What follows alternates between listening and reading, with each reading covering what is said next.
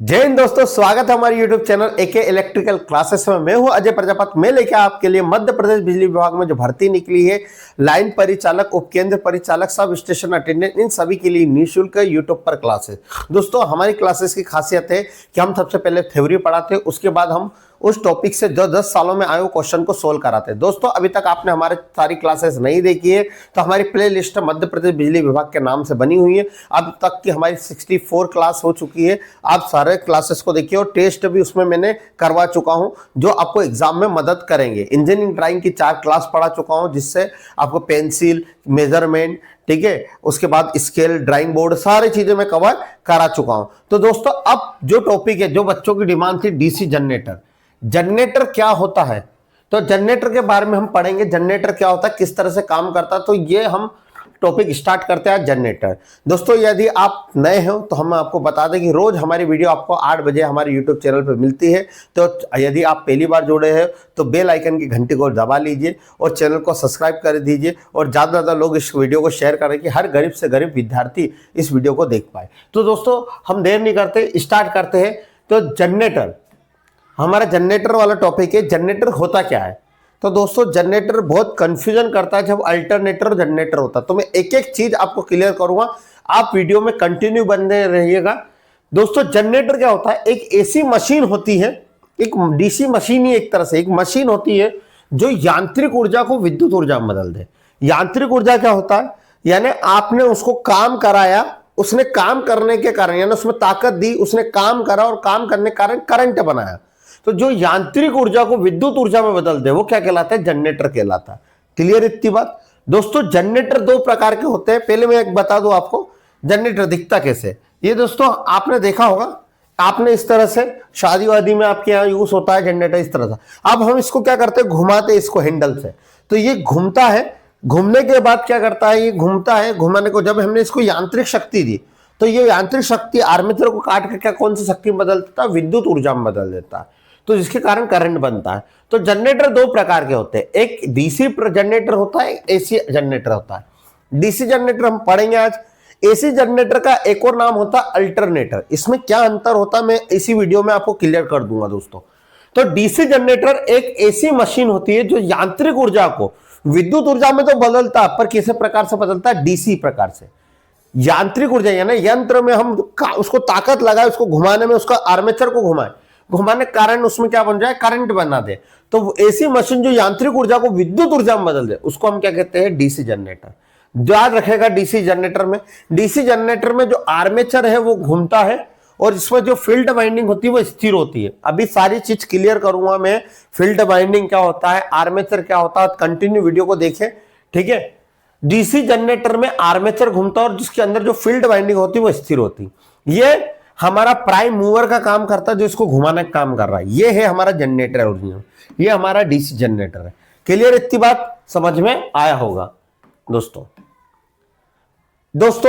AC generator क्या होता है, तो एसी जनरेटर इसको हम अल्टरनेटर कहते हैं। ये इस तरह से जो जनरेटर दिखता है इसको हम क्या कहते हैं, अल्टरनेटर, ठीक है। ये एसी सप्लाई देता है। एसी मशीन जो यांत्रिक ऊर्जा को, यानी यांत्रिक, इसको हम जब काम करा इससे तो यांत्रिक ऊर्जा को विद्युत ऊर्जा में तो बदल दे, ठीक है, पर कैसी बदले, एसी प्रकार में, एसी सप्लाई में। तो इसको बोलते हैं हम एसी जनरेटर। इसमें आर्मेचर तो स्थिर रहता है, उसमें आर्मेचर घूमता है, इसमें आर्मेचर स्थिर रहता है और जो हमारा फील्ड वाइंडिंग में चुंबक बनता है वो चुंबक क्या होता है, इसमें घूमता है। तो दोस्तों, दोनों में यह अंतर होता है। बहुत बार एग्जाम में पूछा है कि डीसी जनरेटर और एसी जनरेटर में क्या अंतर है। तो डीसी जनरेटर में जो आर्मेचर होता है वो घूमता है और एसी जनरेटर में आर्मेचर स्थिर रहता है, घूमता कौन है, चुंबक की फ्लक्स। और उसमें जो चुंबक बनती करंट, जो हम जो आर्मेचर को हम जो हमारी सॉफ्ट होती है इसको हम जब सप्लाई देते हैं, सॉफ्ट को यानी सप्लाई एक तरह से हम यांत्रिक ऊर्जा देते हैं, तो वो कौन सा कौन घूमने वाला कौन होता है, हमारा चुंबकीय फ्लक्स। समझ में आया दोस्तों, वीडियो पसंद आए तो जरूर वीडियो को लाइक करें और चैनल को सब्सक्राइब करें दोस्तों, और प्यारा से कमेंट्स करें जिससे एक मोटिवेशन मिलता है, आपके लाइक और कमेंट्स से। अब हम डीसी जनरेटर की बात करते हैं। तो डीसी जनरेटर क्या है, अभी हमने पढ़ा सर, डीसी जनरेटर एक ऐसी मशीन होती है जो यांत्रिक ऊर्जा को, यानी मैकेनिकल एनर्जी को इलेक्ट्रिकल एनर्जी में बदल देती है। क्लियर है, वो भी डीसी। डीसी जनरेटर किसके सिद्धांत पे काम करती है? तो दोस्तों डीसी जनरेटर फेराडे के विद्युत चुंबकीय सिद्धांत पे काम करती है। डीसी जनरेटर फेराडे एक साइंटिस्ट थे, उन्होंने बोला कि जब कोई भी, ठीक है, जब हम क्या कर रहे हैं, उसको यांत्रिक शक्ति दे रहे हैं तो विद्युत चुंबक, उसमें चुंबकीय गुण आ रहे हैं, जिसके कारण चुंबकीय गुण काटने के कारण उसको क्या बना रहा है, वोल्टेज बना रहा है। तो फेराडे के विद्युत चुंबकीय प्रेरण के सिद्धांत पर काम करता है हमारा डीसी जनरेटर। क्लियर है इतनी बात? एग्जाम में आता है डीसी जनरेटर किसके सिद्धांत पर काम करता है? फ्लेमिंग के दाएं हाथ के नियम पर, सीधे हाथ के नियम पर, सीधे दाएं यानी सीधे, वो भी अपन बात करेंगे। डीसी जनरेटर फ्लेमिंग के, मैंने फेराडे बोल दी, फेराडे यूज कर लिया उसमें। डीसी जनरेटर फेराडे के विद्युत चुंबकीय प्रेरण के सिद्धांत पर आधारित होता है, ये इस पे आधारित होता है, ठीक है। दूसरा, डीसी जनरेटर फेराडे के जो फ्लेमिंग होता है, फ्लेमिंग जो साइंटिस्ट होता है उसके दाएं हाथ के नियम पर कार्य करता है। सर दाएं हाथ का नियम यानी जनरेटर जो होता है वो फ्लेमिंग के दाएं हाथ जो होता है वो करंट की दिशा बताता है कि आपका जो इसमें करंट हो रहा है उस करंट की दिशा इस नियम के द्वारा ज्ञात की जाती है। अब बच्चा है कंफ्यूजन होता है, सर एग्जाम में आए तो हमको फेराडे का विद्युत चुंबकीय नियम लगाना है कि फ्लेमिंग के दाएं हाथ का नियम। दोस्तों उसको क्वेश्चन पूछेगा ना, वो ये क्वेश्चन पूछेगा कि बताइए जो जनरेटर होता है उसमें करंट की दिशा कोस का नियम बताता है, तो करंट की दिशा आपको पता करनी है तो वो बताता है जनरेटर में फ्लेमिंग के दाएं हाथ का नियम। पर यदि वो बता रहा है किस सिद्धांत पे काम कर रहा था, फेराडे के विद्युत चुंबकीय नियम पे काम करता है। क्लियर है इतनी बात? ये हम सारी चीज पढ़ेंगे। छोटे आकार का जो जनरेटर होता है डीसी जनरेटर, उसको हम डायनोमो कहते हैं। जितने आपकी गाड़ी है और हमारा ट्रक और कार होती है उसमें हम बैटरी चार्जिंग, भाई क्या होता है, हम डीजल, अभी तो ईवी आ गई है, पहले क्या होता है डीजल पेट्रोल कार होती थी, हमारी बाइक होती थी, उस बाइक में जो छोटा लगा रहता था वो होता था डायनोमो, जनरेटर ही होता था, वो करंट बनाता है, जिसके कारण बैटरी क्या होती थी, चार्ज होती थी और हमारी लाइट और ये सारी चीज जलती थी। सेल्फ, जिसके कारण हम सेल्फ मारते थे, करंट मिलता था, चल जाती। तो ये किसको जाता था, कौन बनाता था करंट? तो डायनोमो, ठीक है। तो छोटे जनरेटर जो होता है डीसी, उसका छोटा नाम, जो छोटे जनरेटर उसको क्या बोलते हैं, डायनोमो। एग्जाम में कंफ्यूजन नहीं होना चाहिए। यदि एग्जाम में आए कि यदि छोटे आकार का जनरेटर है तो उसको किस नाम से जानते हैं, डायनोमो। क्लियर है? कोई कंफ्यूजन होना नहीं चाहिए, ठीक है। अब डीसी जनरेटर की दक्षता कितनी होती है?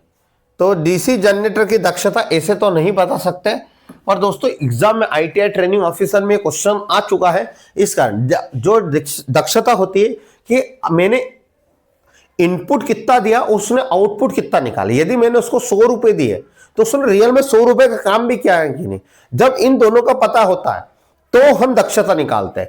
पर और कुछ लॉसेस भी होते हैं, तो दोस्तों ये बोलते हैं कि डीसी जनरेटर की भी दक्षता होती है। ये दक्षता मशीन के प्रकार और आकार पर निर्भर करती है कि आपकी मशीन किस प्रकार से, आकार किस प्रकार, बड़ा साइज है, छोटा साइज है, इस पर डिपेंड करती है। पर इनने एक एवरेज माना कि जो डीसी जनरेटर होता है उसकी दक्षता 80% से 95% होती है, ठीक है। आप गूगल करोगे आपको भी यही मिलेगा, डीसी जनरेटर की दक्षता 80% से 95% होती है, पर डिपेंड करता है उसमें लॉसेस और इस पर, ठीक है। क्लियर है? उसमें कितनी हानि हो रही है इस पर भी डिपेंड करता है।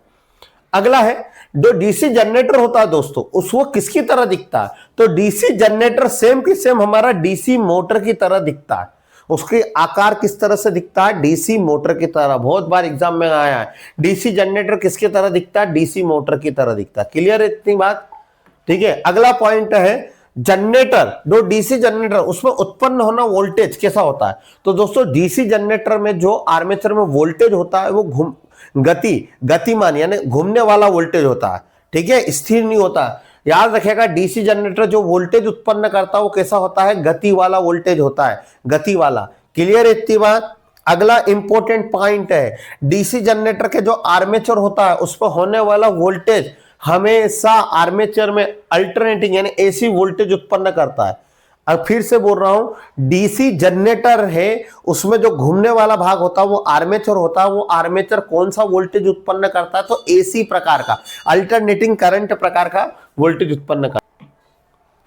तो दोस्तों हमारा अगला है, आगे चलते हैं। तो दोस्तों अगला है हमारा, ये जो डीसी जनरेटर होता है उसकी रेटिंग काय में होती है? तो दोस्तों डीसी जनरेटर की जो रेटिंग होती है केवी में होती है, केडब्ल्यू में होती है। किलोवाट में, काय में होती है, केवल किलोवाट में दी जाती है। ठीक है, जैसे हमारी मोटर होती है किलोवाट में होती है, एचपी में होती है, वैसे जनरेटर की रेटिंग काय में होती है, केडब्ल्यू में होती है। ठीक है, डीसी जनरेटर, एसी जनरेटर की नहीं, एसी जनरेटर की किलोवोल्ट एम्पियर में होती है, डीसी जनरेटर की काय में होती है, केडब्ल्यू में होती है। ये इंपॉर्टेंट पॉइंट है जो एग्जाम में आते ही आते हैं। डीसी जनरेटर एक वास्तविक पावर को दर्शाता है। जो ऐसे पावर हम उसको बोल सकते हैं वास्तविक पावर, जिसको हम जो खर्च करते हैं, वास्तविक में जो पावर को क्या करते हैं, खर्च करते हैं, उसको ही हम ऊर्जा को जो खर्च करते हैं उसको हम बोलते हैं कौन सा, वास्तविक पावर। तो कौन सा दर्शाता है, ये वास्तविक पावर को दर्शाता है। ठीक है, डीसी जनरेटर में डमी कॉइल होती है। डीसी जनरेटर में रोटर को, यदि हमारा जो रोटर होता है उस रोटर को बैलेंसिंग देने के लिए, संतुलन करने के लिए डमी कॉइल लगाते हैं। एग्जाम में आता है बहुत बार कि डमी कॉइल डीसी जनरेटर में क्यों लगाते हैं, हमारा एक तरह से चुंबली बांध लेते हैं, चुंबली का मतलब गोल गोल इस तरह से बांध लेते हैं कॉइल को, और उसमें हमारा जो रोटर और स्टेटर होता है उसमें फिक्स कर देते हैं, जिसके कारण क्या होता है, एक बैलेंस बना रहे हमारे रोटर में। क्लियर इतनी बात। उसके बाद अगला होता है डीसी जनरेटर में जो फील्ड पोल होते हैं उसकी संख्या कम से कम कितनी होती है, 2 फील्ड पोल। डीसी जनरेटर में जो फील्ड पोल होते हैं कम से कम संख्या कितनी होती है, फील्ड पोल की 2 होती है, जो स्टेटर में होते हैं। मैं आगे वाली वीडियो में आपको सारी चीज पढ़ाऊंगा, अभी सिर्फ समझ ले जो की पॉइंट है मैं उसको। डीसी जनरेटर में फील्ड पोल की न्यूनतम संख्या 2 होती है और अधिकतम कितनी होती है दोस्तों, 8 होती है। डीसी जनरेटर में जो आर्मेचर होता है उसका प्रतिरोध कम से कम होना चाहिए 1 ओम। डीसी जनरेटर में आर्मेचर का प्रतिरोध कम से कम होता है 1 ओम। क्लियर। दूसरा, डीसी जनरेटर में, ठीक है, यानी वायु घर्षण यानी विंडेज हानि आर्मेचर की जो गति होती है उसके वर्ग के समानुपाती होती है। यानी जो जनरेटर होता है उसमें घर्षण हानि, वायु के कारण जो फ्रिक्शन लॉस हो रहा है वो आर्मेचर की गति के वर्ग के समानुपाती होता है। यानी जितना वायु घर्षण होगा उसकी गति, यानी मान लो 2 घर्षण हो रहा है तो 2 का 4 गुना हमारी गति रोकेगी। मान लीजिए 2, यानी घर्षण का मतलब होता है 2 वस्तु के बीच की गति का विरोध करना। याद है, वायु के कारण उसमें घर्षण बन रहा है, तो जो आर्मेचर है और हमारा रोटर है, जो हमारा स्टेटर है जनरेटर का, वो एक दूसरे की गति का क्या करेंगे, विरोध करेंगे, और विरोध करने के कारण भैया रोकने की कोशिश करेंगे। तो आर्मेचर गति को कितनी गुना, 2 का वर्ग, यानी मान लीजिए ये दो वायु घर्षण उत्पन्न कर रहा, तो ये कितने गुना गति को कम करेगा, 4 गुना। क्लियर इतनी बात दोस्तों। जो हमारा जनरेटर होता है वो इलेक्ट्रोमैकेनिकल वोल्टेज रेगुलेटर का इस्तेमाल करके, इसका इस्तेमाल करता है डीसी जनरेटर में। इलेक्ट्रोमैकेनिकल वोल्टेज रेगुलेटर यानी वोल्टेज को रेगुलेट करने के लिए डीसी जनरेटर में इलेक्ट्रोमैकेनिकल वोल्टेज रेगुलेटर होता है। क्लियर है। अगला पॉइंट है, डीसी जनरेटर की अधिकतम दक्षता तभी होगी जब उसमें हानि जो है वो हानि या क्या होनी चाहिए, स्थिर होनी चाहिए।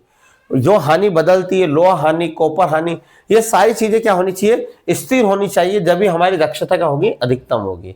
तो दोस्तों आपको समझ में आया होगा। अब डीसी मोटर में जो वोल्टेज बनता है वो कैसे बनता है और कैसा होता है, पहले तो मैं आपको क्वेश्चन बता देता हूं। तो दोस्तों क्या होता है डीसी मोटर, तो डीसी मोटर में जब चुंबकीय क्षेत्र या कंडक्टर चालक दोनों में से एक कोई स्थिर हो, याद रखिएगा, दोनों में से एक जब स्थिर होता है जब भी क्या होता है, वोल्टेज बनता है। अधिकतर बच्चों को कंफ्यूजन होता है, सर क्या बोल रहे हो आप। मेरा ये कहना है, कोई भी डीसी मशीन की बात हो रही है, मोटर की बात हो रही है या हमारा जनरेटर की बात हो रही है, यदि डीसी मशीन में हम बात करें तो वोल्टेज कब बनता है, तो सर वोल्टेज जब बनता है जब या तो चुंबकीय क्षेत्र या तो कंडक्टर जो चालक रखा है दोनों में से कोई एक स्थिर हो, एक स्थिर हो या एक गतिशील हो, जब भी क्या बनता है, एमएफ बनता है। क्लियर है। अब जनरेटर की बात कर लेते हैं। तो जनरेटर क्या होता है, जनरेटर में विद्युत वाहक बल, वोल्टेज कब बनता है, तो दोस्तों यहां पर जो चुंबकीय क्षेत्र होता है वो स्थिर होता है। यानी ये 2 पोल है, ये मैग्नेटिक पोल है हमारे स्टेटर में, ये मैग्नेटिक पोल क्या होते हैं, स्थिर होते हैं, और आर्मेचर जो होता है वो घूमने वाला होता है।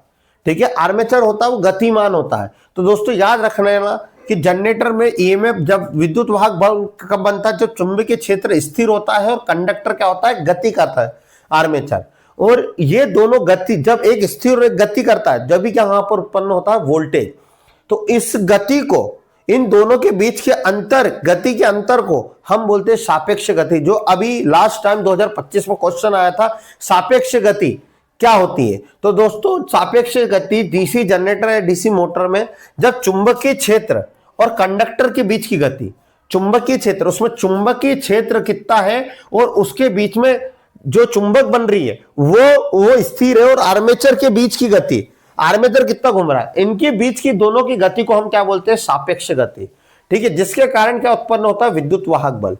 याद रखिए, यदि इसको रिलेटिव मोशन भी बोलते हैं इंग्लिश में, यदि सापेक्ष गति नहीं होगी तो वोल्टेज उत्पन्न नहीं होगा। एक तो एग्जाम में क्वेश्चन आ सकता है कि जनरेटर विद्युत वाहक बल वोल्टेज कब बनाता है, तो आपको यह बोलना है जब बनेगा जब चुंबक क्षेत्र यानी उसमें जब चुंबक बन रही है वो स्थिर हो और आर्मेचर क्या होता है, जो चालक हो वो गतिमान हो। तो दोनों के बीच की जो गति आएगी वो कहलाती है सापेक्ष गति, और ये सापेक्ष गति क्या बनाता है, हमारा वोल्टेज। क्लियर इतनी बात दोस्तों, आशा करता हूं मैं समझाने में आपको सक्षम रहा हूंगा। दोस्तों इस तरह से ये क्या होता है, आर्मेचर घूमता है और घूमने के कारण ये वोल्टेज बनाता है, और वो वोल्टेज कौन सा होता है, हमारा फुल रेक्टिफायर होता है। ठीक है, फुल वेव रेक्टिफायर की तरह वोल्टेज बनाता है। क्लियर है। डीसी जनरेटर या डायनामो किसके काम करता है, तो फेराडे के विद्युत चुंबकीय के नियम पे काम करता है, जिसको मैंने बता चुका था। अब इसको समझते हैं। हमारा डीसी जनरेटर या डायनामो किस सिद्धांत पर काम करता है, फेराडे के विद्युत चुंबकीय प्रेरण के सिद्धांत पर काम करता है। ये होता क्या है, तो दोस्तों ये कहता है इस सिद्धांत के अनुसार जब किसी चालक, ये चालक है ना आर्मेचर, जब किसी चालक को चुंबकीय क्षेत्र में घुमाया जाए, चुंबकीय क्षेत्र में क्या करा, घुमा जाए, तो उसकी गति के कारण चुंबकीय बल रेखा उसको काटने लग जाती, जिसके कारण वोल्टेज उत्पन्न हो जाता है। समझना, ये मान लो ये कॉइल है, ये यानी आर्मेचर है, ये क्या है, आर्मेचर है, और ये चुंबकीय क्षेत्र है। जब किसी चालक को चुंबकीय क्षेत्र में रखते, ये मान लो ये चालक है, ये चुंबक है और इसमें चालक है। जब किसी चालक को हम चुंबकीय क्षेत्र में रखते हैं तो चुंबकीय क्षेत्र में इस प्रकार रखा जाए कि वो क्या हो जाए, गतिमान हो, और उसकी गति चुंबकीय बल रेखा को क्या करे, काटे। उसकी जो वो घूमे तो उसकी जो गति होती है वो जो चुंबक बना है उस चुंबक को क्या करेगा, काटेगा, और काटने के कारण उस चालक में क्या बनेगा, वोल्टेज, विद्युत वाहक बल, ईएमएफ। ठीक है, यही डीसी जनरेटर, इस विधि के द्वारा डीसी जनरेटर में विद्युत वाहक बल पैदा होता है। दोस्तों डीसी जनरेटर में जो विद्युत वाहक बल पैदा होता है, जो वोल्टेज पैदा होता है, वो गतिमान होता है। ठीक है, गति वाला वोल्टेज होता है। समझ में आया, आशा करता हूं आपको समझ में आया होगा। दोस्तों वीडियो पसंद आई है तो वीडियो को लाइक जरूर करें, चैनल को सब्सक्राइब करें। बहुत मेहनत लगती है दोस्तों, बहुत पीपीटी बनाने में बहुत इतनी मेहनत लगती है कि आप समझिए 6 से 7 घंटे लग जाते हैं आपके लिए। केवल आपका एक लाइक हमारे लिए बहुत मोटिवेशन का काम करता है। अब डीसी जनरेटर में फ्लेमिंग के दाएं हाथ का नियम क्या कहता है, तो दोस्तों डीसी जनरेटर में फ्लेमिंग का दाएं हाथ का नियम बताता है करंट की दिशा। करंट की दिशा को जो बताने के लिए डीसी जनरेटर में फ्लेमिंग का दाएं हाथ का नियम है। मोटर में फ्लेमिंग के बाएं हाथ का नियम बताता है, जो टॉर्क कितना बनेगा, यानी मोटरों पे कितना धक्का लगेगा, ये बताता है फ्लेमिंग के बाएं हाथ का नियम। और करंट कितना बनाएगा ये कौन बताता है, डीसी जनरेटर में दाएं हाथ का नियम। तो दोस्तों फ्लेमिंग के बाएं हाथ का नियम देख लेते हैं हम।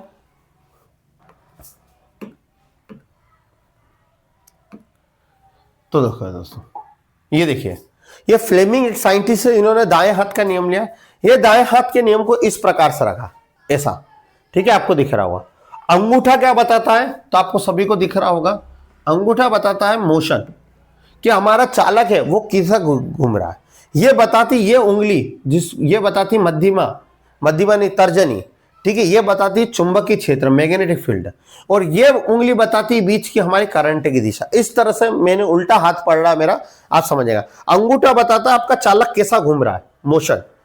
एम बताता है ये क्या बताता है, ये उंगली हमारी तर्जनी, इसको बोलते हैं अंगूठा, इसको बोलते हैं तर्जनी, ये बोलते हैं मध्यम। ठीक है, ये थंब होता है, ये हमारा होता है 4 फिंगर और मिडिल फिंगर। ये बताती करंट की दिशा, बीच वाली उंगली करंट की दिशा बताती है। ये बताती है हमारे चुंबक क्षेत्र, चुंबक कैसा बन रहा है, और ये बताता है हमारा चालक कैसा घूम रहा है।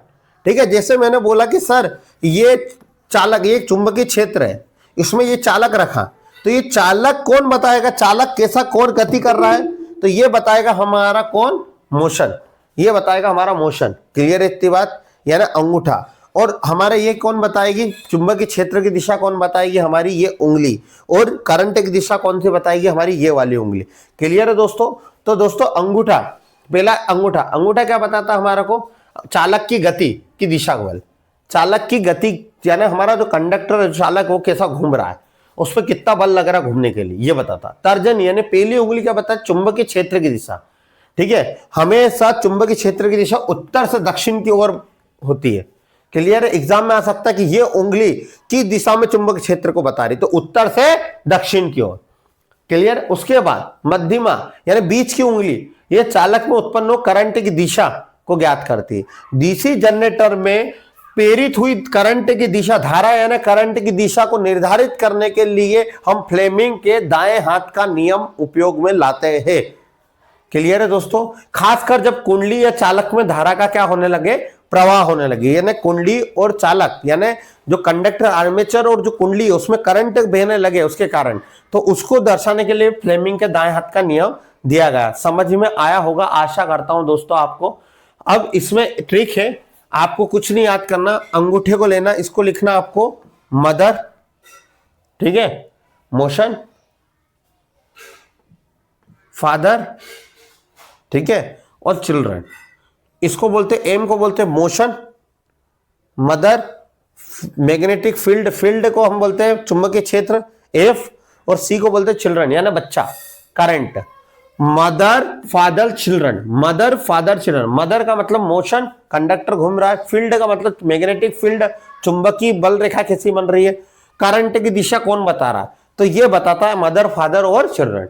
दोस्तों आशा करता हूं समझ में आया होगा। दोस्तों वीडियो पसंद आ रही तो वीडियो को जरूर लाइक करें, चैनल को सब्सक्राइब करें।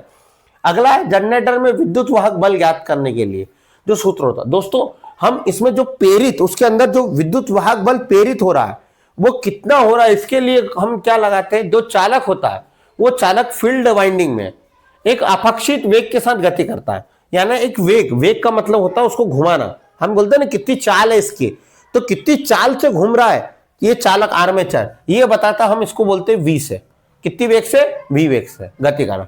इसमें जो विद्युत वाहक बल बनता है उसको हम बोलते हैं वी, क्या बोलते हैं, वी। अब ये इसका सूत्र क्या होता है, तो E बराबर B L V sine theta.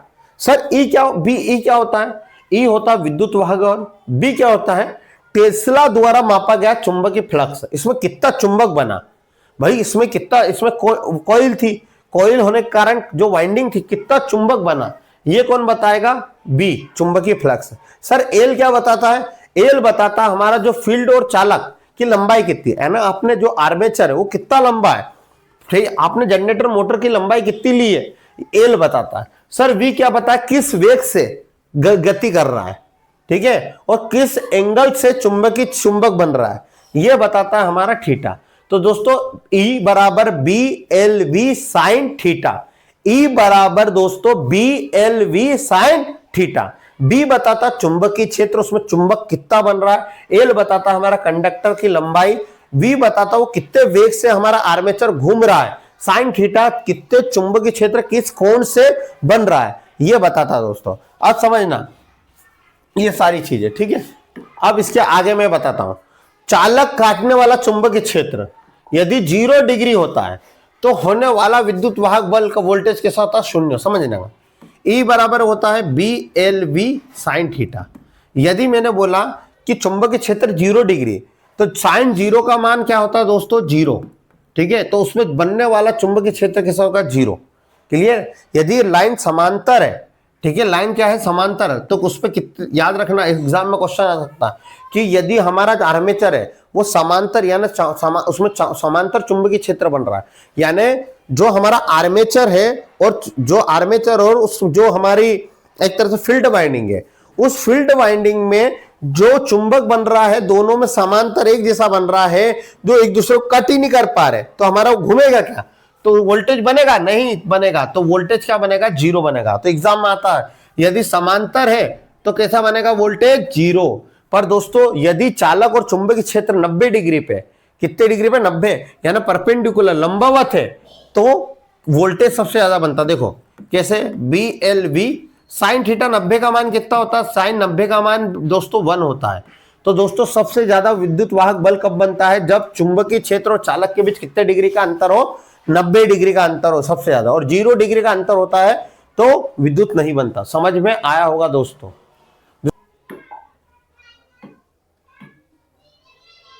दोस्तों आशा करता हूं आपने स्क्रीनशॉट ले लिया होगा। अब हम आगे चलते हैं, तो आगे चलते हैं तो अगला डीसी जनरेटर में जो आउटपुट होता है वो विद्युत वाहक बल, जैसे मान लो आउटपुट में विद्युत सर आपने बताया 2 प्रकार का वोल्टेज मिलता है, एक एसी जनरेटर होता है, डीसी जनरेटर होता है। एसी जनरेटर को अल्टरनेटर कहते हैं, डीसी जनरेटर को हम डीसी जनरेटर ही कहते हैं, ठीक है। तो डीसी जनरेटर डीसी सप्लाई बनाता है, एसी जनरेटर अल्टरनेटर हमारा एसी बनाता है। सर ऐसा क्या हुआ, तो दोस्तों मैंने एक चीज बताई है आपको कि एसी जनरेटर में याद रखिएगा 2 आउटपुट वोल्टेज मिलते हैं, एक तो स्लिप रिंग लगे रहते हैं और एक में स्लिफ्ट रिंग लगे रहते हैं। स्लिप रिंग और एक स्लिफ्ट रिंग, ये होता है क्या दोस्तों, तो इसको डीप में पढ़ लेते हैं। इसी पे डिपेंड करता है कि आपका जनरेटर कैसा वोल्टेज देगा। एग्जाम में आ सकता है कि बताइए किसके कारण पता चलेगा कि हमारा जनरेटर कैसा वोल्टेज देगा, एसी देगा या डीसी। जो डीसी देगा तो क्यों देगा, एसी देगा, तो ये 2 डिपेंड करते हैं, एक स्लिप रिंग दिखते हैं, स्लिफ्ट रिंग।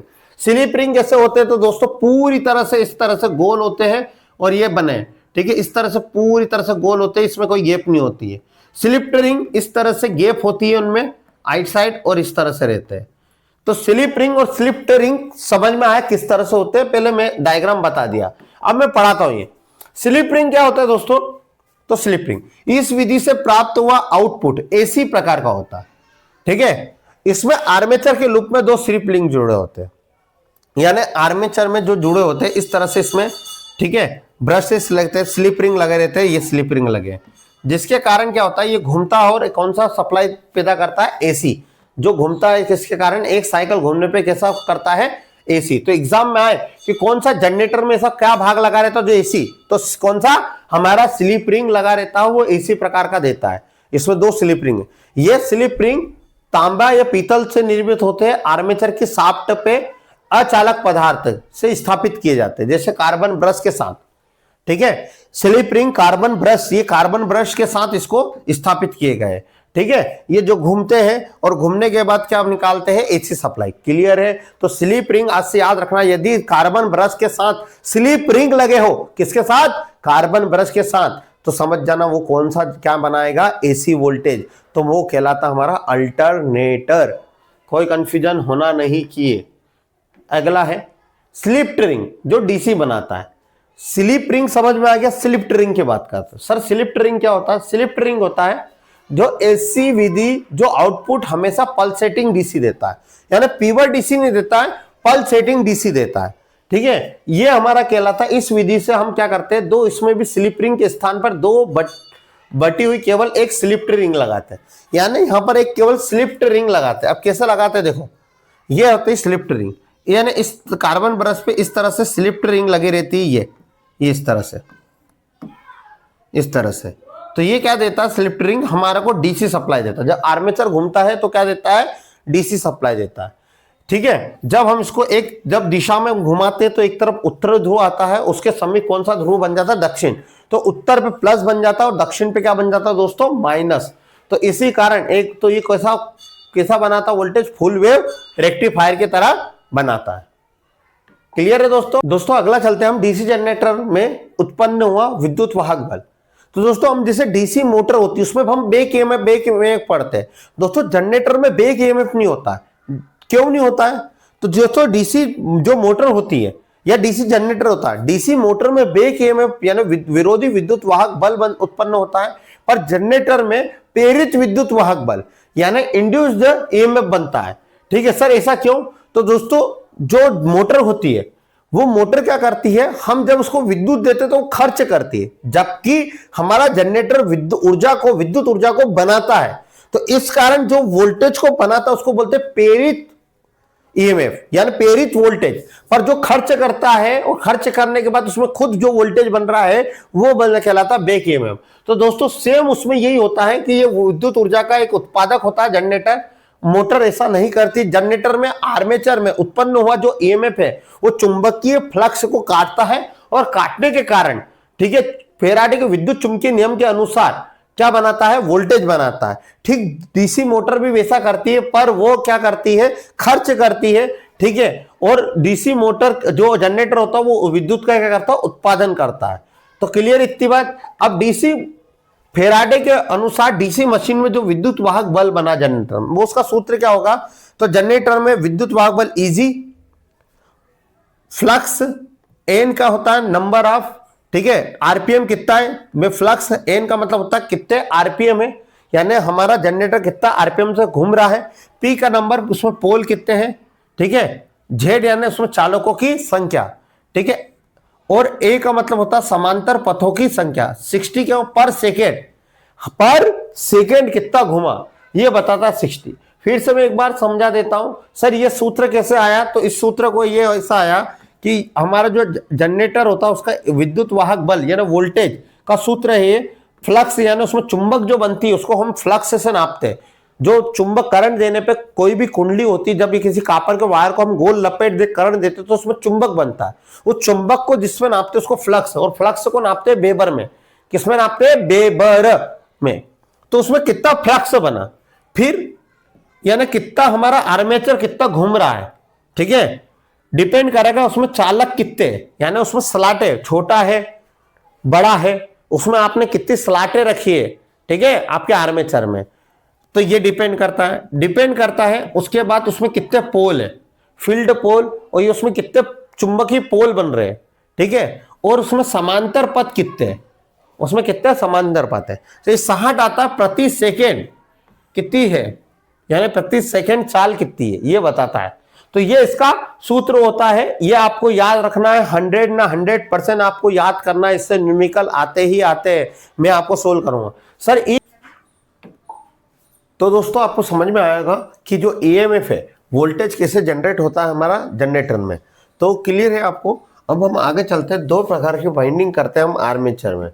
कौन कौन सी वाइंडिंग होती है, तो आर्मेचर में दोस्तों दो प्रकार की वाइंडिंग होती है। आर्मेचर में पहली वाइंडिंग होती है लैप वाइंडिंग और दूसरी होती है वेव वाइंडिंग। लैप वाइंडिंग क्या होता है, लैप वाइंडिंग इस तरह से होती है, यह हमारा जो कम्यूटेटर होता है, ठीक है, और आर्मेचर, जो कम्यूटेटर सेगमेंट से निकलती हुई एक सेगमेंट से इस तरह से जाती है कॉइल और उसी के दूसरे सेगमेंट पर टच होती है और उसी सेगमेंट से दूसरी कॉइल स्टार्ट हो जाती है। इस तरह की वाइंडिंग को हम बोलते हैं लैप वाइंडिंग। क्या बोलते हैं, लैप वाइंडिंग। तो लैप वाइंडिंग को हम समांतर पथों की संख्या यानी ए बराबर पी, यानी यहाँ ए और पी बराबर होते हैं, यानी जो समांतर पथ होते हैं वो पोल के क्या होते हैं, बराबर होते हैं। तो ऐसी वाइंडिंग, इसका उपयोग हम क्या करते हैं, इसका यूज हम कहाँ करते हैं। तो अभी हम आपको पहले ये बता देते कि क्यों लिए यूज होता है। इसका सूत्र क्या होता है लैप वाइंडिंग का, तो लैप वाइंडिंग में समांतर पथों की संख्या क्या होती है, बराबर। इसका सूत्र होता है यहाँ पर ए बराबर पी। तो जहाँ विद्युत वाहक अपने वोल्टेज जो जनरेट उत्पन्न हुआ था, तो ई बराबर क्या होता है, यहाँ पर हमारा ई बराबर क्या होता है, flux Z N P upon 60 upon है।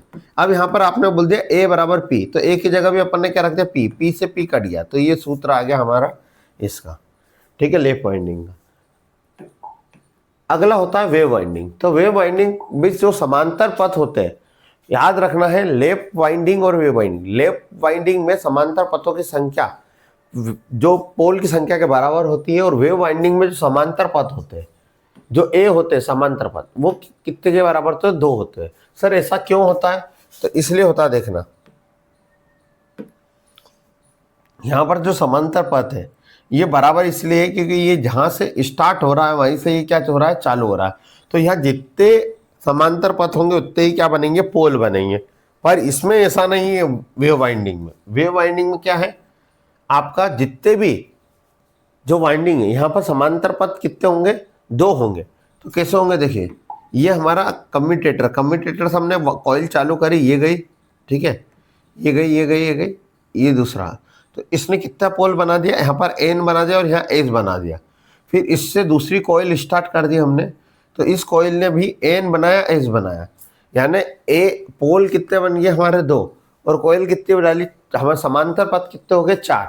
क्लियर है, तो 2 गुना, तो समांतर पथ कितने हो गए यहाँ पर 2, ठीक है, रास्ते कितने हो गए, 1 2 3 4। क्लियर इतनी बात। तो ये हुआ। अब इसमें जो विद्युत वाहक बल उत्पन्न करने का सूत्र क्या होता है, तो दोस्तों बस लेफ्ट वाइंडिंग में कुछ नहीं होता, जैसे हमने यहाँ पर ये सूत्र है कि किस तरह से हमारा जो लेफ्ट वाइंडिंग है वो क्या होता है हमारा, E बराबर फ्लक्स ZNP, है ना, 60/A। तो A की जगह अपन क्या रखेंगे, A की जगह यहाँ पर 2 रखेंगे। क्लियर इतनी बात। तो ये इसका सूत्र है। दोस्तों वीडियो पसंद आ रही होगी। अब मैं आपको लेफ्ट वाइंडिंग और वेव वाइंडिंग के बीच अंतर सिखा देता हूँ, क्या अंतर होता है। तो वेव वाइंडिंग, जो वेव होती है जिसमें समांतर पथों की संख्या कितनी होती है, 2। वेव वाइंडिंग को हम समांतर पथ कितने होते हैं, 2। ठीक है, समांतर पथ कितने होते हैं, 2। पर लेफ्ट में समांतर पथ कितने होते हैं, यहाँ पे A बराबर P होता है, यानी यहाँ पर ध्रुवों की संख्या, पोलों की संख्या समांतर पथों की संख्या बराबर होती है। ठीक है, इसमें केवल दो कार्बन ब्रश होते हैं। वेव वाइंडिंग में कार्बन ब्रश की संख्या 2 होती है। इसमें जितने भी समांतर पथ है की संख्या में तुल्य कार्बन ब्रश की संख्या होती है लेफ्ट वाइंडिंग में। क्लियर है। इसमें केवल धारा के केवल दो रास्तों में विभक्त करती है, यानी जो वेव वाइंडिंग होती है उसमें समांतर पथ 2 होते हैं, इसमें 2 कार्बन ब्रश की जरूरत पड़ती है। यह धारा को 2 भागों में बांटती है, तथा यह धारा को कितने भागों में बांटती है, समान पोलों की संख्या के अनुसार बांटती है। क्लियर है, क्योंकि यहाँ पर A बराबर क्या होता है, P होता है। इसका उपयोग लो वोल्टेज, ठीक है, लो करंट और हाई वोल्टेज में प्रयोग किया जाता है। वेव वाइंडिंग का उपयोग लो करंट और हाई वोल्टेज में उपयोग किया जाता है बस। जबकि वेव वाइंडिंग का उपयोग हम ऐसी मशीन की वाइंडिंग करते हैं, ऐसे आर्मेचर की वाइंडिंग करते हैं जिसमें हमको वोल्टेज तो कम चाहिए रहता पर करंट ज़्यादा चाहिए रहता। क्लियर है, आप स्क्रीनशॉट ले सकते हो दोस्तों। क्लियर है, सभी को ये बात पता होनी चाहिए। अपन न्यूमेरिकल करेंगे कि वेव वाइंडिंग जो वेव होती है तो इसको तरंग वाइंडिंग बोलते हैं। इसमें A बराबर 2 होते हैं, इसमें A बराबर क्या होता है, P।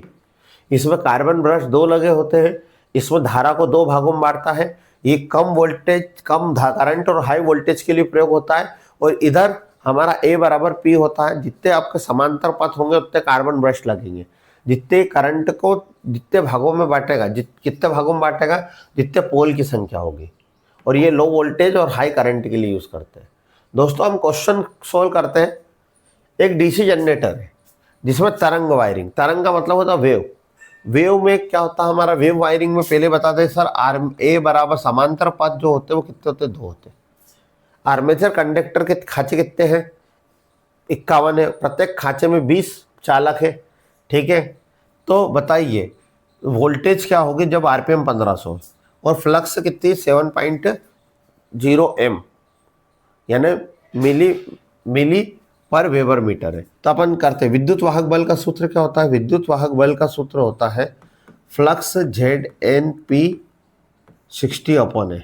ठीक है, अब यहाँ पे क्या क्या चीज़ है आपके पास, तो यहाँ पर है आपके पास, यहाँ पर A दिया रखा है 2।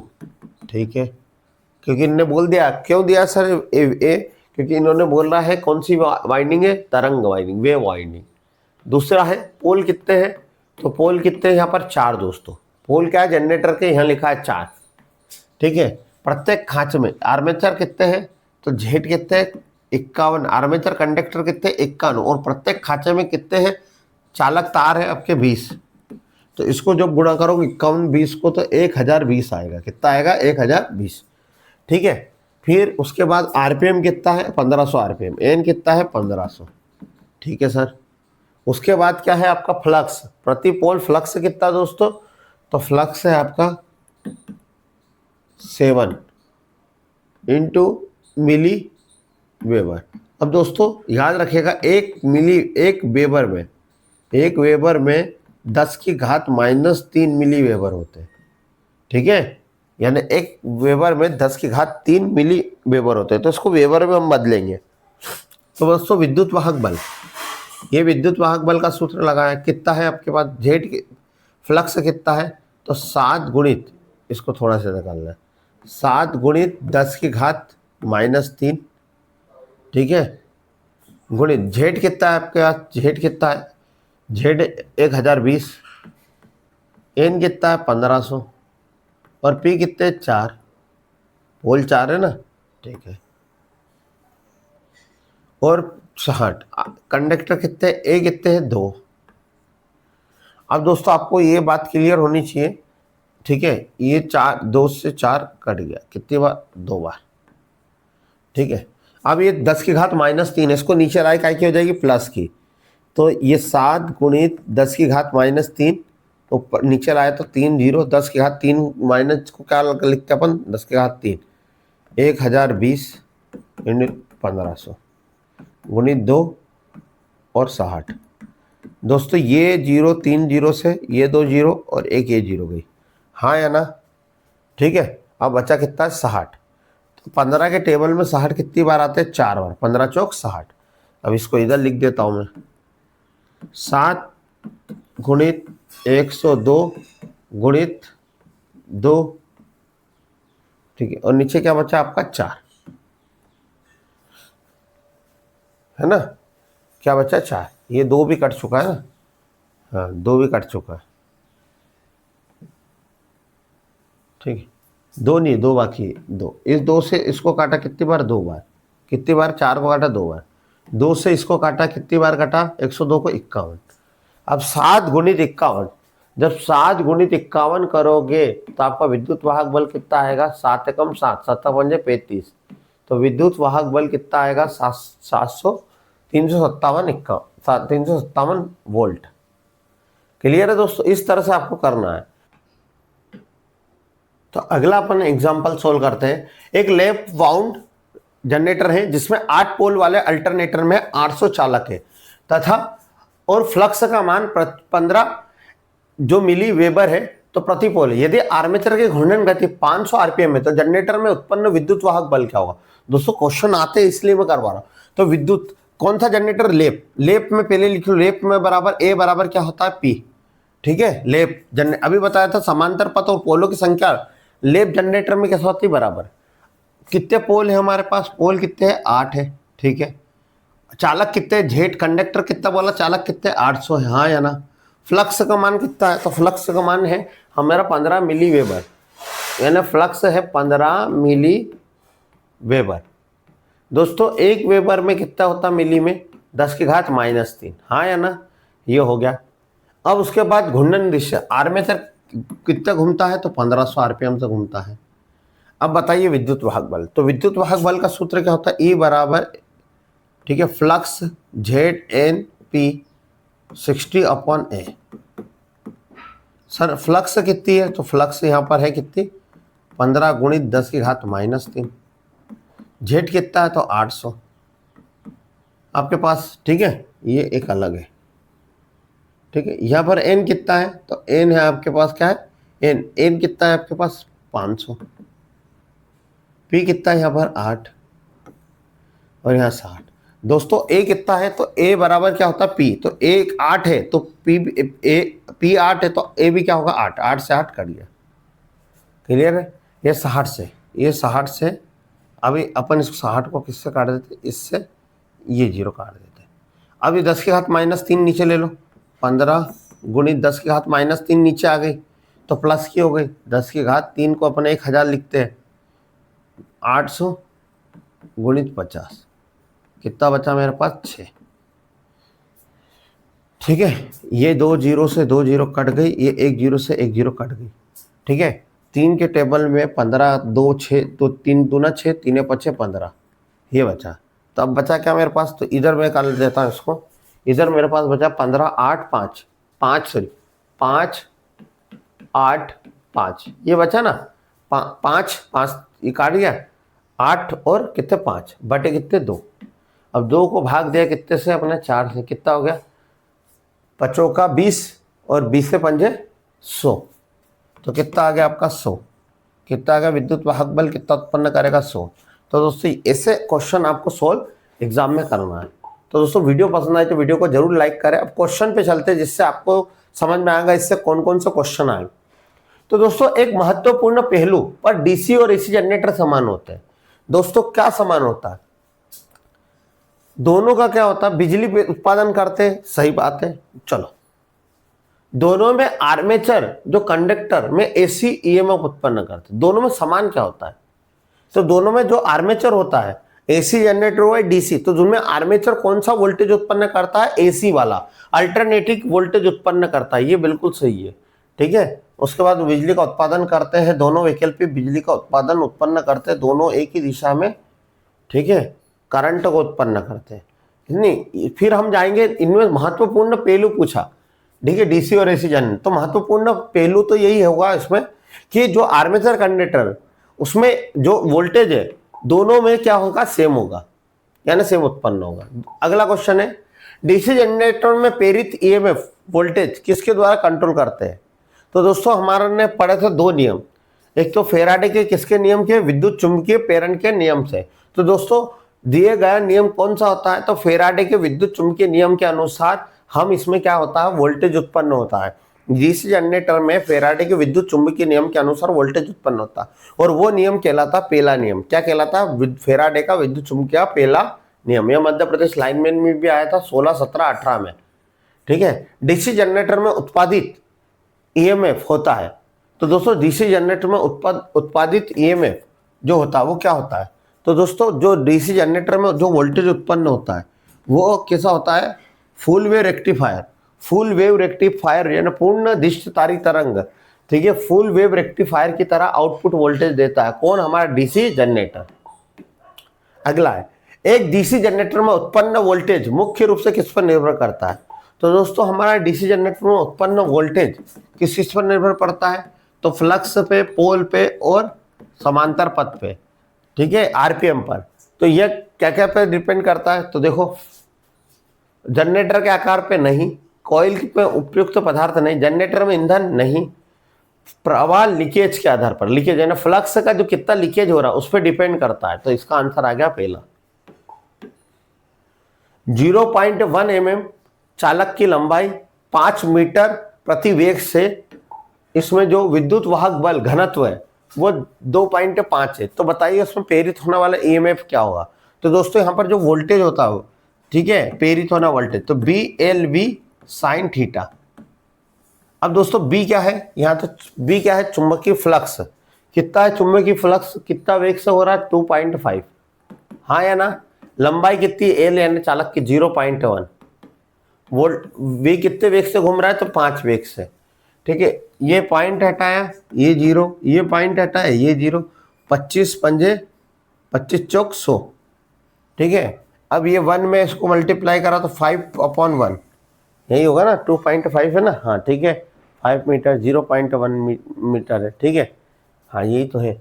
ठीक है, अब 5/4 तो कितना हो जाएगा? 5/4 को आप करोगे तो 5/4 को आप करोगे तो ये आएगा आपका आंसर 1.2। 1.2, तो इसका आंसर आ जाएगा 1.25। कहाँ है हमारा 1.2? तो 1.25 वोल्टेज जनरेट करेगा। अगला है, एक मूलभूत वलय डीसी जनरेटर में 90 चक्र प्रति सेकंड से घूमता है। कितने चक्र घुमाता है एक डीसी जनरेटर? 1 सेकंड में कितनी बार चक्र बनते हैं? 90 चक्र बनते हैं। 1 सेकंड में कितनी बार चक्र बनते हैं? 90 चक्र। तो बताइए कितनी बार डीसी निर्गत करेगा? तो दोस्तों 90, 1 सेकंड में कितनी बार चक्र घुमा रहा? 90 चक्र। तो ये दोस्तों ये एक चक्र क्या होता है? पॉजिटिव और नेगेटिव। तो पूरा जब यहां से ये कितनी बार? तो 180 बार, यानी 1-2 बार 180, यानी डीसी, ये डीसी की वेवफॉर्म है ना। ये 1 सेकंड में कितनी बार घूम गया? 90 बार। अब मान लो 90 बार, ये गया अपना 1 पूरा, ये फिर गया 2, ठीक है, ये 3। अब 3 में कितनी बार आप मान लो उसने घुमा होगा? कितनी बार डीसी? तो ऊपर का डीसी 1 डीसी, 1, 2 डीसी, 3, 4, 5, 6। तो 3 में 6, तो 90 में कितना हो गया? 180 बार पहुंचेगा। किसी डीसी जनरेटर में आर्मेचर वाइंडिंग में एएमएफ प्रवाहित किया जाए तब वो घूमता है। तो दोस्तों जो डीसी जनरेटर में आर्मेचर वाइंडिंग में जब ईएमएफ प्रवाहित होता है तब वो घूमता है। तो ये किसके कारण घूमता है? चुंबकीय फ्लक्स के कारण, इलेक्ट्रोस्टैटिक क्षेत्र के कारण, चुंबकीय क्षेत्र, अल्टरनेटिव गति या सिंक्रोनस गति। बताइए दोस्तों, इसका आंसर आपको मेरे को कमेंट बॉक्स में जरूर कमेंट्स करना है, इसका आंसर क्या आएगा। जे इसका मैंने पहले ही बता चुका हूं, फर्स्ट में पढ़ाया कि किसके कारण करता है। जो भी किसके कारण करता है? चुंबकीय फ्लक्स के कारण करता है, किसके कारण करता है? अगला क्वेश्चन है, निम्नलिखित में से एसी जनरेटर और डीसी जनरेटर के बीच क्या अंतर होता है। तो दोस्तों हमारा एसी जनरेटर जो होता है उसमें कौन घूमता है। तो दोस्तों एसी जनरेटर में और डीसी जनरेटर में, तो आपको पता है डीसी जनरेटर में आर्मेचर घूमता है और फील्ड क्या होती है, स्थिर होती है। जबकि डीसी जनरेटर में, सॉरी एसी जनरेटर में इसका उल्टा होता है, फील्ड चुंबकीय फ्लक्स घूमता है और आर्मेचर क्या होता है, स्थिर होता है। तो ये हमारा पहला आंसर आएगा। डीसी जनरेटर और एसी जनरेटर में क्या अंतर होता है, तो जब वोल्टेज जब भी उत्पन्न होगा दोनों में से कोई या तो फील्ड वाइंडिंग घूमेगी, फील्ड यानी फील्ड में चुंबकीय क्षेत्र घूमेगा या आर्मेचर घूमेगा। तो हमारे डीसी जनरेटर में आर्मेचर घूमता है, फील्ड होती है स्थिर, चुंबकीय क्षेत्र स्थिर होता है। पर एसी जनरेटर में चुंबकीय क्षेत्र घूमता है और आर्मेचर स्थिर होता है। तो ए इसका आंसर आएगा। अगला है, फेराडे के अनुसार विद्युत चुंबकीय प्रेरण के पहले नियम के अनुसार क्या कहता है। तो दोस्तों यूपीआरबी एग्जाम में ये पूछा गया था कि फेराडे के विद्युत चुंबकीय प्रेरण के पहला नियम के अनुसार क्या बताता है। तो क्या बताता है बताइए। तो जो बताता है कि जब भी विद्युत क्षेत्र परिपथ में परिवर्तन के साथ जोड़ा जाए तो उसमें ईएमएफ प्रेरित होता नहीं। जब किसी भी चुंबकीय फ्लक्स में परिवर्तन से जोड़ा जाए तो सुग्राहिता से परिवर्तन होता नहीं।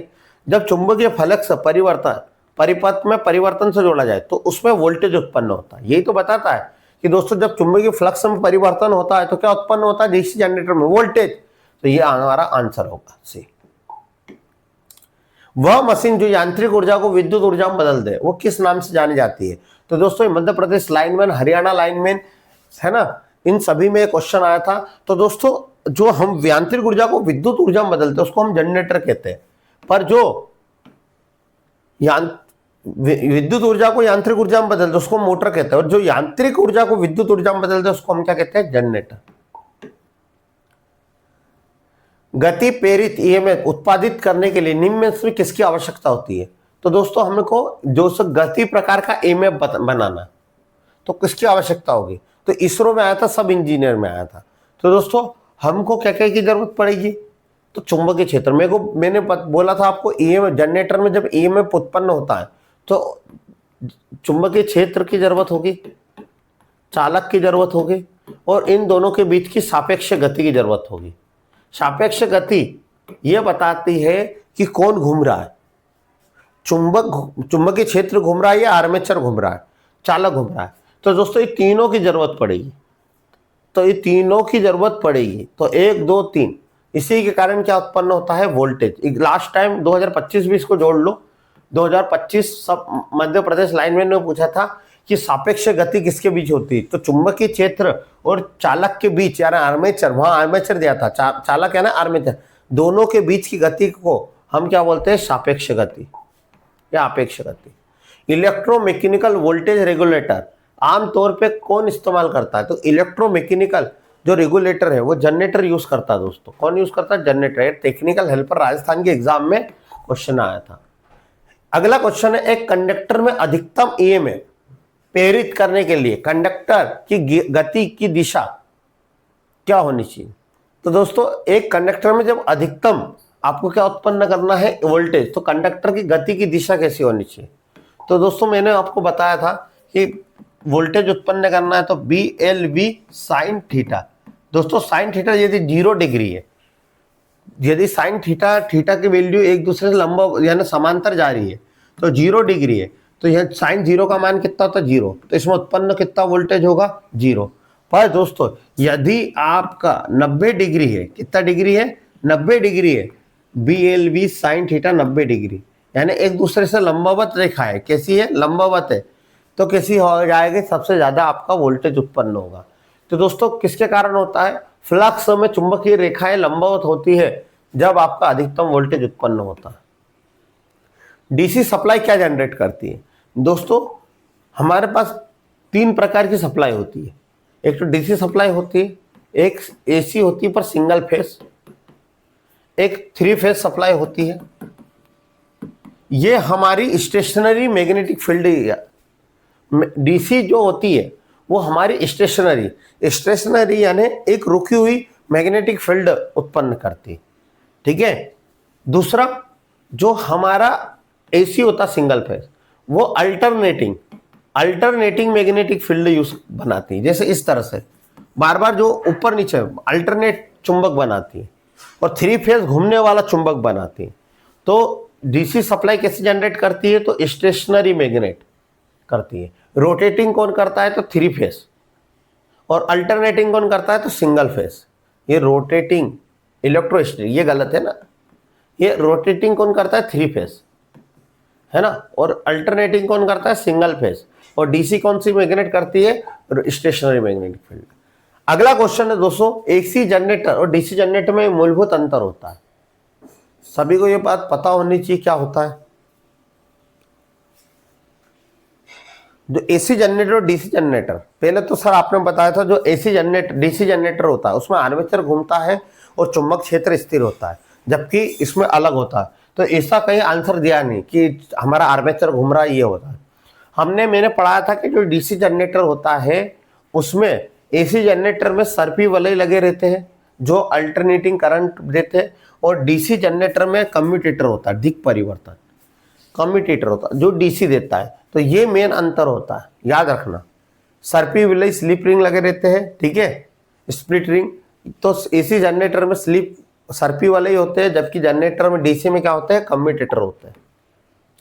डीसी जनरेटर किस सिद्धांत पर काम करता है, तो किस पे काम करता है, फेराडे के विद्युत चुंबकीय नियम, फेराडे के इलेक्ट्रोस्टैटिक नियम नहीं, ये भी नहीं, ये भी नहीं, ये भी नहीं, विद्युत चुंबकीय इंडक्शन फेराडे के नियम, वो भी किसके नियम पर, प्रथम नियम पर। फेराडे के विद्युत चुंबकीय प्रथम नियम पर डीसी जनरेटर काम करता है। दोस्तों Madhya Pradesh lineman, UP PCL, ALP, DMRC, इन सभी में कहीं ना कहीं क्वेश्चन रिपीट होते ही होते हैं, इसलिए आपको ये क्वेश्चन ध्यान से रखना है याद। एक डीसी जनरेटर आर्मेचर वाइंडिंग में जो ईएमएफ कैसी होती है, तो दोस्तों आर्मेचर डीसी जनरेटर में जो आर्मेचर में जो वोल्टेज बनाता है वो एसी वोल्टेज बनाता है। कैसा वोल्टेज बनाता है, आर्मेचर एसी वोल्टेज बनाता है। क्लियर है, किसी प्रकार का होता है, एसी प्रकार का। अगला, किसी डीसी जनरेटर में अधिकतम ईएमएफ तब उत्पन्न होता है, कब उत्पन्न होता है, बताओ।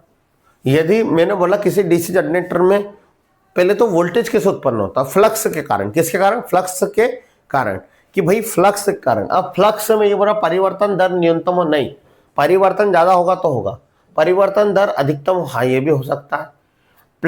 फ्लक्स में परिवर्तन की दर शून्य बनाया जाता है और परिवर्तन दर ऋणात्मक हो। अब देखो, अब ये बोला परिवर्तन दर, फ्लक्स से आना बार बार चेंजेस नहीं होना चाहिए, सही बात है। यदि चेंजेस हो गई, ये बोल रहा फ्लक्स, हमारी यदि फ्लक्स है, जैसे डीसी जनरेटर में ईएमएफ तब उत्पन्न होता है, उत्पन्न कब हो रहा है, तो दोस्तों जो फ्लक्स है हमारे चुंबकीय क्षेत्र, वो तो क्या होता है, स्थिर होता है। क्या होता है, स्थिर होता है। और घूमने वाला भाग कैसा होता है, आर्मेचर होता है। तो यहाँ पर जो फ्लक्स है उसका परिवर्तन शून्य होना चाहिए, यानी परिवर्तन नहीं होना चाहिए। यदि परिवर्तन होगा तो वोल्टेज ज्यादा बनेगा नहीं, तो इसका सी आएगा। जब कोई चालक किसी चुंबकीय क्षेत्र में गतिशील होता है तो प्रेरित धारा की दिशा किसके नियम से ज्ञात करते हैं। जब कोई चालक में चुंबकीय क्षेत्र होता है तो उसमें धारा की दिशा, तो धारा की दिशा हम किससे करते हैं, फ्लेमिंग के दाएं हाथ के नियम से, फ्लेमिंग के दाएं हाथ के नियम से, दाहिने हाथ के नियम से। ये 2 बार छप चुका था, है ना, ऑप्शन गलती से मेरे से। तो फ्लेमिंग के दाएं हाथ के नियम से हम क्या करते हैं, करंट की दिशा ज्ञात करते हैं। करंट की दिशा कौन बताता है, जनरेटर में दाएं हाथ का नियम, फ्लेमिंग का। ये देखिए कितने सारे, दिल्ली मेट्रो में पूछा गया, इसरो में पूछा गया, हरियाणा लाइनमैन में, यूपी पीसीएल में, इतने सारे एग्जाम में क्वेश्चन पूछा गया दोस्तों। फ्लेमिंग के दाएं हाथ का नियम अंगूठा किससे इंगित करता है, तो दोस्तों अंगूठा क्या बताता है, अंगूठा बताता मदर, ये बताता है फादर, और ये बताता चिल्ड्रन। ये बताता करंट की दिशा उंगली, ये बताता मैग्नेटिक चुंबकीय क्षेत्र की दिशा, और ये बताता मोशन, चालक कैसा घूम रहा है। अंगूठा क्या बताता है, चालक हमारा कैसा घूम रहा है, तो चालक की गति। 6 पोल पे कुंडित जनरेटर, 300 कंडक्टर प्रति विद्युत वाहक बल 5 है। तो बताए प्रेरित हुआ वोल्टेज कितना होगा। देखिए अब इसमें विद्युत वाहक बल निकालना, तो आपके पास क्या होता है, पोल, ठीक है, पोल कितने हैं, और इसमें क्या कंडक्टर, जेड इंटू प्रेरित हुआ प्रत्येक वोल्टेज कंडक्टर, ठीक है, वी। तो भाई यहाँ पर जेड कितना है 300 है, प्रति पोल कितना हुआ 5, पोल कितने 6 से डिवाइड करा तो कितनी बार होगा 50, 6 50 30, तो कितना हो 50 में 5 का मल्टीप्लाई करा तो सबको पता होगा 250 आएगा। कितना आएगा 250, 250 वोल्ट। इसको मल्टीप्लाई करना कुछ नहीं। अगला क्वेश्चन, एक डीसी जनरेटर में प्रेरित ईएमएफ का सूत्र, वोल्टेज का सूत्र क्या होता है? तो मैंने रटवा के आपको पढ़ाया है, या रटवा ही दिया है एक तरह से, कितनी सारी एग्जाम में आया था, एग्जाम से उठाया गया है। आपको पी ऊपर चाहिए, ई बराबर क्या होता है flux Z N P 60/A। अब पी ऊपर चाहिए, यहाँ पी ऊपर नहीं है, ऊपर ये गलत हो गया, ठीक है, यहाँ पी है ही नहीं, यहाँ पी है, यहाँ ए है, ये बिल्कुल सही है, ठीक है, ये बिल्कुल सही है। कौन सा आंसर आएगा इसका? सी। अगला, 8 ध्रुव डीसी जनरेटर 960 आर्मेचर चालक में प्रति ध्रुव फ्लक्स 20 मिली वेबर है, तो 500 आरपीएम पे चल रहा है, आर्मेचर में सिंप्लेक्स लेफ्ट वाइंडिंग के रूप में जोड़ा है, तो उत्पादित ईएमएफ क्या हुआ? लेफ्ट वाइंडिंग में लेप और वेव, लेप में क्या होता है? ए बराबर क्या होता है? पी होता है। तो हमको यहाँ पर पता चल गया कि ए बराबर क्या होता है? पी, ठीक है। उसके बाद फ्लक्स आपने कितनी दी? फ्लक्स दी आपने कितनी? 20 मिली वेबर। एम का मान कितना होता है? 10 की घात -3, ठीक है। आपके पास आरपीएम कितना है? एन कितना है? 500, और जेड कितना है आपके पास? 960। ये सब बोल रहे हैं, ये इतनी जेड कितना है? 960, ये लिख दिया। कंडक्टर पोल कितने हैं आपके पास? 8, या ध्रुव। अब अपन लगाते, इधर जगह छोटी इस कारण में, इधर से इधर चलूँ, है ना। तो ई बराबर क्या होता है? Flux Z N P 60/A, ठीक है।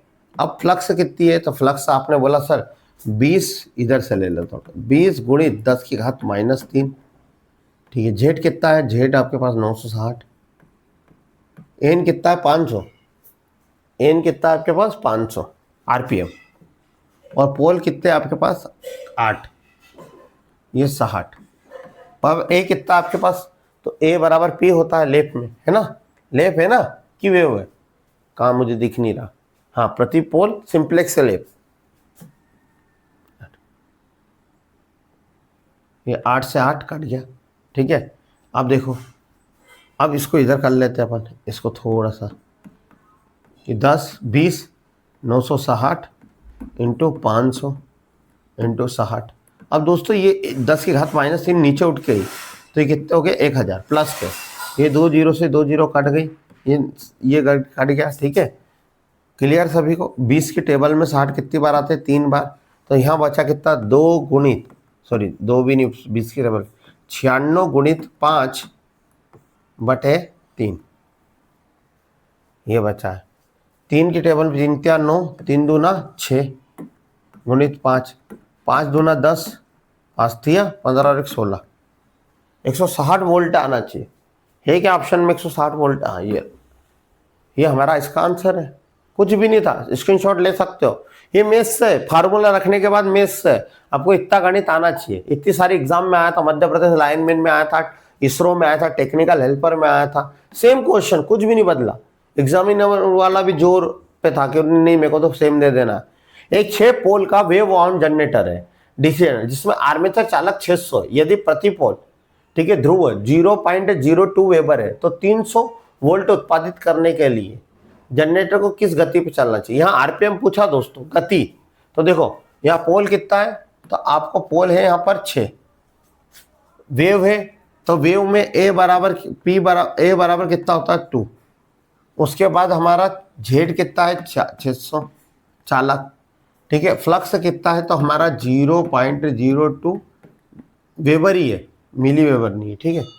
और वोल्टेज दे दिया, ए दे दिया हमको 300 वोल्ट, यह सब दे रखा है। अपने को गति निकालना है, तो हमारे पास होता है E बराबर flux Z N P 60/A। हाँ या ना? E कितना है आपके पास? E है 300, फिर जेड फ्लक्स कितना है? 0.02, ठीक है। फिर उसके बाद आपके पास क्या है? एन है क्या? नहीं। जेड कितना है? जेड 600। उसके बाद आपके पास क्या है? एन नहीं, पी कितना है? 6, ठीक है। और आपके पास और क्या बचा? 60, और यहाँ पे बचा है ए बराबर कितना था? 2। अब ये 3 दूना 6, 600 का 300 से कट गया कितनी बार? 2 बार। ठीक है, यहाँ पर n चल ही रहा है। अब इसको उल्टा कर लेते अपन, इधर ले आते हैं। ठीक है, तो यहाँ n ये सभी को ऊपर ले जाते हैं, 3 60 गुणित 2, ये इधर ये 0.02 इंटू 2 इंटू 6 और इंटू n। ये n कहाँ गया? ये इधर रहा 0.02। अब इसको हटाया, ये कितना बन गया तेरा? 10 दो जी पॉइंट हटा है, 2 0 100 बन गया। अब ये 2 से कितने? 4 पंजे 25 चौक 100, 25 बार कट गया। ठीक है, अब 6 से 60 कितनी बार काटा? 10 बार। तो 3 गुणित 10, 3 गुणित 2 कितना हो गया? 6, 6 गुणित 10 गुणित 25, ये भी ऊपर जाके गुणा हो गया, इंटू n। ठीक है, 25 देख लो कितना बन रहा अपना। तो ये बन रहा 6 50, इसको 25 छंग 150, 25 छंग 150 इंटू 10 कितना बन गया? n बराबर कितना आ गया? 1500 आरपीएम। कितना आ गया? 1500 आरपीएम। ये सारे क्वेश्चन आपको इस तरह से करना पड़ेंगे, सोचना पड़ेगा क्या हो रहा है। स्क्रीनशॉट ले सकते हो आप। ठीक है, 5 किलोवाट की डीसी मशीन में आर्मेचर वाइंडिंग का प्रतिरोध होना चाहिए। दोस्तों, आर्मेचर वाइंडिंग का प्रतिरोध 1 ओम से कम होना चाहिए। तो यहाँ 1 ओम से कम, एक ही आंसर है 0.15। क्लियर है दोस्तों? ये मध्य प्रदेश 2000 लाइनमैन 17 और 2019 में पूछा गया था। जैसे जैसे डीसी जनरेटर की गति बढ़ेगी उसमें वोल्टेज क्या होगा? तो दोस्तों हमको पता है क्या सूत्र होता है वोल्टेज का? Flux into Z N P upon 60 upon है। तो आपने बोला जैसे जैसे गति बढ़ेगी, जैसे जैसे गति बढ़ेगी वैसे वैसे क्या बढ़ेगा? वोल्टेज बढ़ेगा, क्योंकि एक दूसरे के समानुपाती। डीसी जनरेटर में प्रेरित ईएमएफ होता है किसके? व्युत्क्रमण, यानी उल्टा किसके होता है? तो दोस्तों देखो, किसके व्युत्क्रमानुपाती होता है? अब बताना है ना। ये इसके समानुपाती, ये इसके समानुपाती है डीसी जनरेटर में। तो किसके व्युत्क्रमानुपाती होता है? तो समांतर पथ के उल्टा होता है, समांतर पथ के व्युत्क्रमानुपाती होता है। क्लियर है इतनी बात? अगला दोस्तों, डीसी जनरेटर में ईएमएफ होता है किसके व्युत्क्रमानुपाती? तो रिपीट हो चुका शायद क्वेश्चन, हाँ रिपीट हो चुका। ठीक है, मैं इसको देख लेता हूं एक बार, रिपीट। हाँ, तो दोस्तों आपको सारी चीज समझ में आया होगी किस तरह से हमने ये सारे क्वेश्चन डीसी जनरेटर का पहला पार्ट पढ़ा है। दूसरे में पढ़ेंगे हम डीसी जनरेटर के भाग के बारे में, आर्मेचर क्या होता है, पोल क्या होता है, फील्ड पोल क्या होता है। दोस्तों यदि वीडियो पसंद आई है तो वीडियो को जरूर से जरूर शेयर करें अधिक से अधिक लोगों को, जिसके कारण हर गरीब से गरीब विद्यार्थी पढ़ सके। आपने हमारा ग्रुप ज्वाइन नहीं करा है, व्हाट्सएप ग्रुप ज्वाइन करें जिसमें डेली क्यूज और आपको टेस्ट, वीकली टेस्ट मिलेगा, जिससे आपके सिलेक्शन में राह होगी। तो दोस्तों मिलते हैं फिर कल 8 बजे एक नई वीडियो के साथ। जय हिंद, जय भारत। सभी को नवरात्रि की बहुत बहुत शुभकामनाएं। माता रानी आप पे हमेशा कृपा बनाए रखें। और इसी के साथ आज हम आपसे विदा लेते हैं। कल फिर एक नई वीडियो के साथ मिलेंगे। जय हिंद, जय भारत।